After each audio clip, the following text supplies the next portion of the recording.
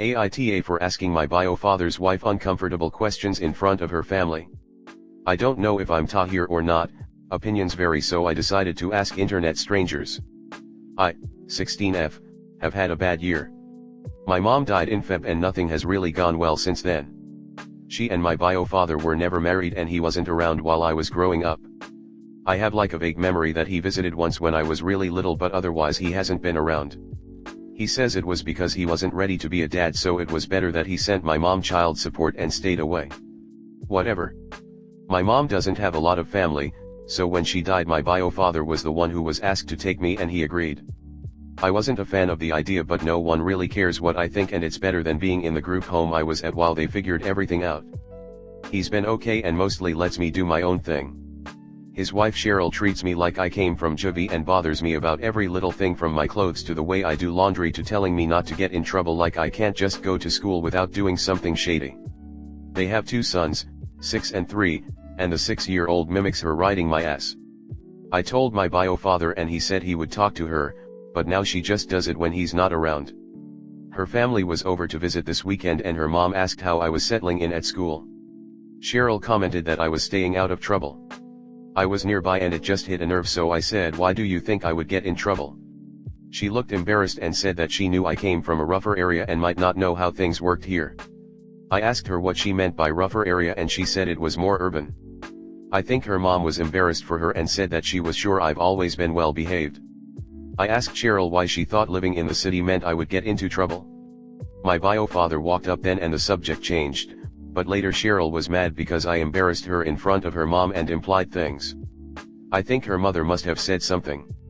Bio father asked me about what happened and now they're mad at each other, but he says I should have talked to him instead of picking a fight. Comment. This. You didn't pick a fight, but you did provide her with some more rope to hang herself. She didn't have to make the initial statement and you responded to it really well. This is a really skillful way to handle the situation. You are NTA, and wise beyond your years, which is sadly common for folks who have been through trauma like losing a parent and dealing with a group home. This. I think you were respectful, and since she brought up trouble. If she's embarrassed then it sounds like her own mama called her out on it. It was quick thinking and I can't see where you did anything wrong. So much this. You handled this in the absolute best, most mature way possible, and this internet stagnant is incredibly proud of you. This is what I've heard called return awkward to sender. She was being awkward and shitty, and you just made the consequences of that fall on her, not you. Well done. This is a tough situation and everyone is adapting. Your stepmother brought the embarrassment to herself with her attitude. It sounds like your pushback worked. It's engaging the people to help her see reason. I hope your father gets better at having your back here, and I hope your stepmother starts treating you better. I still can't get over what an the dad is too. Like, yeah, stepmom is a big but dad wasn't ready to be a parent. But had been for 6 years with stepmom. He only just now entered Op's life because he pretty much had to. Her mom died 7 months ago. All Op had for 16 years was her mom. BTW, I am so sorry for your loss. I can relate actually. My dad was killed and it wrecked me.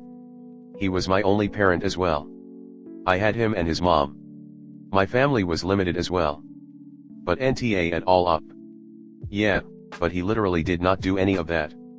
Talk to me, then nods and smiles and does nothing. According to Op, her dad talked to her and then went and talked with his wife, and the dad and wife got into an argument. That completely shoots down your claim that he does nothing. Yeah, he ran from his problems when he was younger and had to take Op in now, minor and very unfortunate circumstances, but by all accounts from Op, he is making an effort to be there for her. He's been absent for her life for over a decade and a half because he wasn't ready to be a dad. He's been a present and loving father to another child for over half a decade. It took him 7 months to take custody of his child after the other parent died. While it's certainly possible there are some adult byplays Op, and we, aren't privy to, he doesn't exactly have a good track record of taking care of problems in a timely manner. It's in Op's best interest to be skeptical of his intent until he's proved himself. It's very possible he was absent once he got his shit together, because you don't get to just waltz into the life of a child you abandoned and demand to play house, and I have no idea how long it would take CPS to place a child with a parent once the custodial parent died, but it's just as likely he wasn't interested in Op and was trying to avoid taking them in. Because he makes it sound like Op didn't try and talk to him before, but she did, and the wife just decided to be sneaky about it, so it didn't do much good before she was back on her bullshit. The wife is clearly disingenuous and has no consideration. How many times does he have to ask her not to be a C-word to his child? Once should have been enough. It is not like Op was in any way rude, so his rebuke is out of order. He wants his daughter to just take verbal slaps from his wife till she decides to stop giving them. In my experience, the vast majority of the time talking back is used to describe children questioning adults, and in most of those cases the children's questions are only being considered rude because the adults are expecting unquestioning obedience. If you don't want to be questioned about things, don't tell people to do stuff. And before anyone brings up the kids should listen to their parents without having to be told why. BS, good parents should explain things at an age-appropriate level. Next story 2. AITA for not paying one half of a settlement for a car accident my BIL was involved in. We went on a trip and rented a car through one of those apps. I planned this entire trip for my husband, myself, his sister, and her husband. I used my name as the primary on the rental car and added my insurance, and asked if my BIL wanted to add his information to be a second driver if they wanted to go do their own thing on the trip. He agreed and added his insurance and info too. My husband makes okay money and put himself through college, while they are in some debt and still working towards become more financially stable. We empathize with them and agreed they could pay us back for some of the things we did on the trip a little at a time until it was paid off. On the trip, BIL and Sil took the rental for a day and someone else caused a fender bender hit and run. They did everything right, reporting it to the police and worked with the rental car owner to figure out insurance stuff. The owner was very understanding and said things happen, enjoy the rest of your trip, we'll figure it out after. Which was awesome because it was causing so much stress on this trip. The trip ended and a month later BIL learns his insurance will not cover the damage because he was not the primary driver. That means, it would go to my insurance, raising it at least $50-100 monthly, for something I didn't do. The car owner worked with us and was very understanding and was willing to settle for $2,000 to make the problem go away. This seemed fair to us, but Sil and BIL believe we should pay half because it's unfair that it's happening to them and they didn't ever really want to be drivers on the rental. Sil was sending myself and my husband many texts saying it's unfair this is happening to them and don't feel obligated to pay. Calling us names and accusing us of not understanding their financial situation. My husband's solution was to just pay it to make the problem go away. But Sil expects this kind of treatment from him and is exactly what she wants. She also still owes us over $400 from separate things we did on the trip.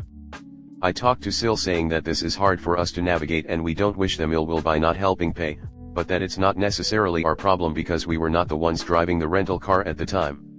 Later a separate text from BIL to my husband that he will pay the check. So the problem has been solved, but now my husband is feeling guilty that he did not help out. My Sil is not speaking to either of us now. I'm frustrated because I feel like we have been really generous to them and it still wasn't enough for them. It sucks they have to pay that but we weren't the ones driving. Comment. If they never really wanted to be drivers on the rental, they should not have driven it. Having that said, you all should have checked beforehand the conditions. Why even put a second driver/insurance information, if insurance doesn't cover second driver? Calling you names is an absolute move.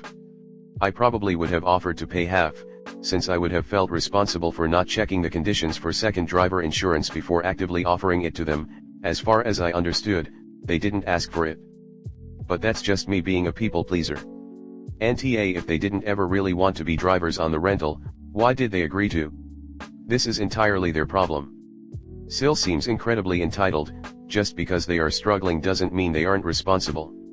Let's brush past your BIL's explanation of the fender bender/hit and run without the other driver's plate number, that you didn't see. Is there a police report? Both you and BIL are on the rental and are responsible for returning the car in the condition it was given to you. You both signed for the car, you're both responsible. If they didn't want to have their names as drivers on the vehicle, they shouldn't have borrowed the car for the day. This shit happens, other cars damaging ours, on a daily basis. They would have been in bigger strife if it were their own car. I would also absolutely never go on a trip with them again, and limit contact as much as possible. I know it's his family but they sound like a hot mess that are going to cause you much trouble down the line if you interact with them too much. The driver is responsible when there is an accident. If BIL's insurance is saying they won't pay, have your company contact his company and let them hash it out. There is a police report. The info that's needed is there. You got seriously lucky things worked out as they did. Usually in rental situations where there are two drivers and one has an accident, you're on the hook no matter what happens. The real problem here is your SIL is entitled AF and your husband is choosing the path of least resistance by indulging her. That's something you're going to have to take into account for your own financial well-being. They owe you €400, I know it's dollars but I don't have the symbol, they want you to pay €1,000. Did you consider giving them €500 or €600 and tell them their debt is cleared? Then never involve yourself with them concerning money. But I think they're just trying to con you.